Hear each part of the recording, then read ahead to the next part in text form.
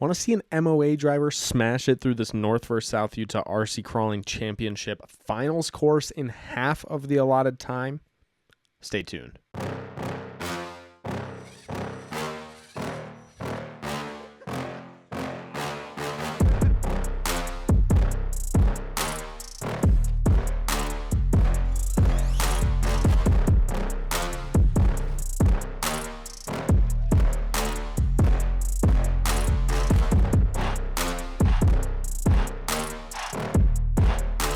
Hello there, friends and RC family. My name is Alec from High Noon Hobbies, and if you're new to this channel, I very much appreciate you checking it out. I hope you will stick around, watch at least this video, see if this content seems worth your while, and then consider subscribing so that I can say to you, if you aren't new here, welcome back to yet another Friday upload. This time we are back out at the beautiful Desert Mountain in central Utah for the second annual North vs. South Utah RC Crawling Championship. We are two drivers deep so far into the MOA top 5. These drivers are competing for the 1, 2, 3 podium spots, as well as the 4th and 5th spots in contention for the best unlimited class drivers in the North vs. South series for 2023.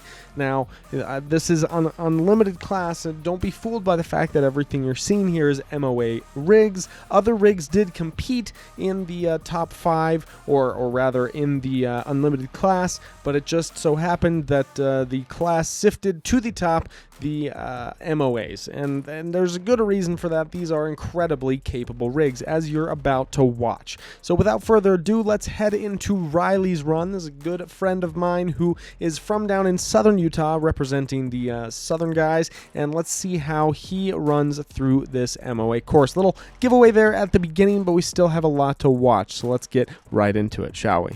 In typical High Noon Hobby fashion, we are late to the party, although I have adjusted the clock to reflect the accurate time here. Coming into gate number 1, obviously the biggest obstacle here is that big gap, but no real problem for these MOA rigs. These things have such big tires that it's really not a concern. Even the second gate here, which again would be difficult for most trucks, with the control of the rear, the front and the rear independently, you're able to do some pretty nifty things, and one of the things you're able to do there is essentially a straight 90-degree turn.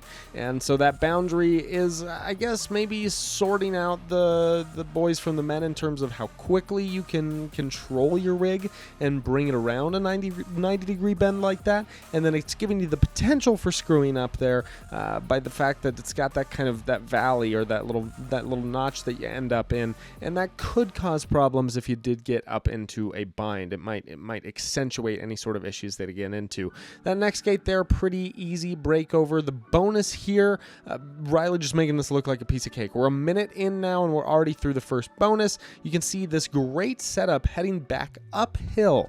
Now that's a key point here. You don't have a whole lot of weight that you're working with, and the weight is very central. It's not very distributed, and so you really have to set yourself up well for obstacles. That's one thing I've noticed about these MOA rigs. Riley doing an incredible job of it through that previous gate there. We saw a couple drivers in this series so far struggle through that section.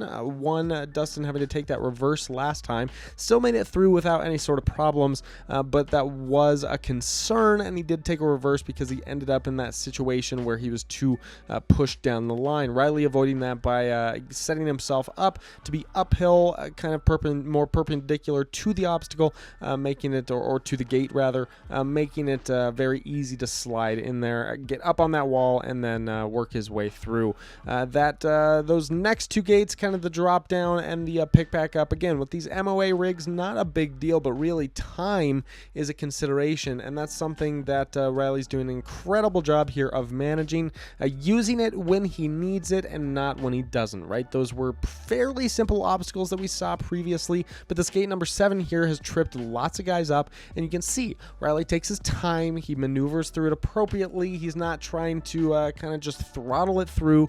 He is still under or in control and under his limits, which is a great way to drive through the course, right? Using that that skill, that knowledge, that perception, and again, through that second bonus there, now we're at a -20 to get through there easily, smoothly, but as efficiently as you possibly can, right? This is still a competition we're trying to get through quickly.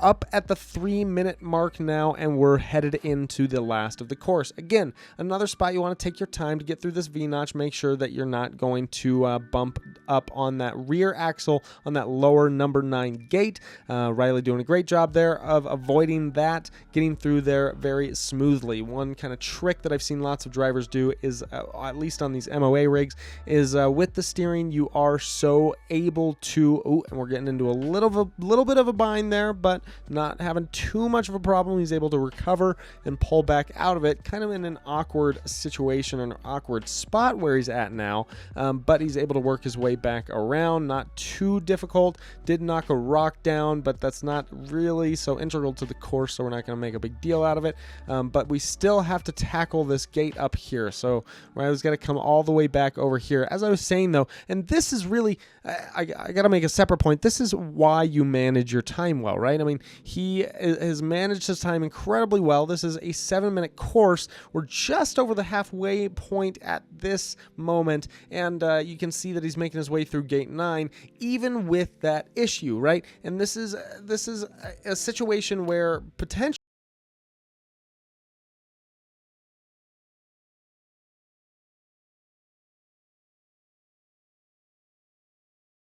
and then at that point when he made that one slight error, it did take a little bit of correction, but it really didn't set him off of finishing the course in any sort of appropriate time. Headed up here into the finishing gate with a -20 and under 5 minutes. Just an incredible run here from Riley, and really I gotta say I'm impressed. You know, this is a young kid, and I mean, not a kid really, but yes, a kid, and he's crushing this course. He has obviously got his wits about him when it comes to off-roading. Let's take a look at some of these highlights. Okay, just an awesome run.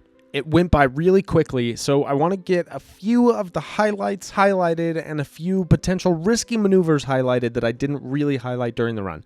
So here, this 90-degree bend, obviously just showcasing that Riley really has his controls dialed, really being able to control that independent front and rear motor system, very, very important. And then cutting to the left here and taking that burn, an excellent decision. Really saved him some time there. I thought that was excellent.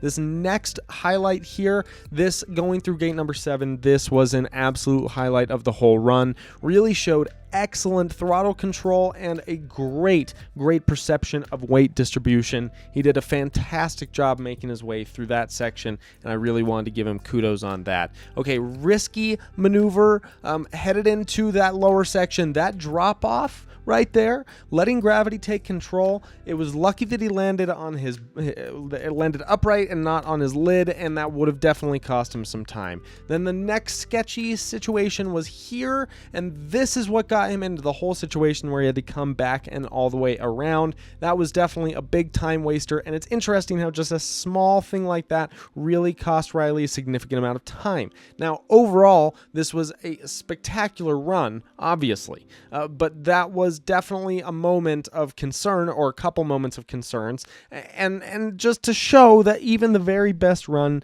can be critiqued, right? Ooh, sorry about that. I hope that wasn't too squeaky, but even the best run can be critiqued. Even the best run can you know, end up with a little bit of mistakes, but if you run really efficiently, and you know your rig well, and you know the obstacles well, or at least you know how to get your rig through just about anything, you're going to shine through to the top. So very excellent run there from Riley. I thought that was absolutely fantastic. Well done to you, my friend, and I hope to watch you in future competitions where you're just absolutely dominating globally, nationally, whatever the case may be, because I can see it coming for you.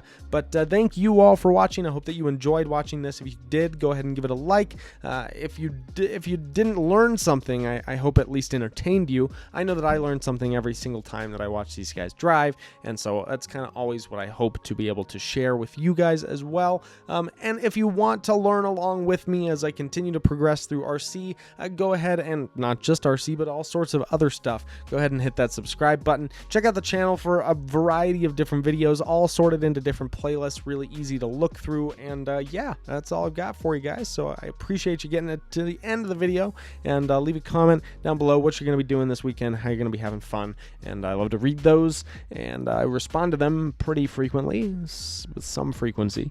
And all right, we'll talk to you guys later. Ooh, enjoy some hard lines and some scale trails. Cheers.